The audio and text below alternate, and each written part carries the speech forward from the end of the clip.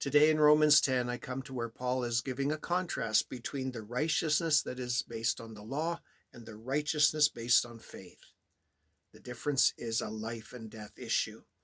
So the righteousness by law, Paul says, the person who does the commandments shall live by them, meaning if you're going to attain your righteousness by keeping the law, then you have to live by every command. You cannot fail at anything.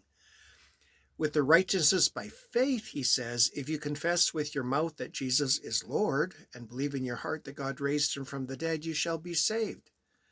You see, Paul already has told us in different ways that there is a righteousness that comes from faith because our faith is counted to us as righteousness.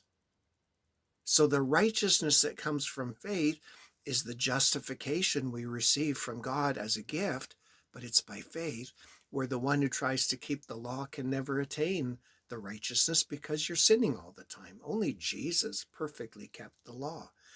So Paul begins and ends his letter to the Romans with the expression, the obedience of faith. There's an obedience that comes from faith that is different than the obedience to the law. The obedience of faith is an expression of the righteousness we have received as a gift. And so Paul describes this, and to encourage us, he said, the word is near you, in your mouth and in your heart. That is the word of faith we proclaim, that it's in you. You either trust in yourself or you trust in this word of faith, this gift of God.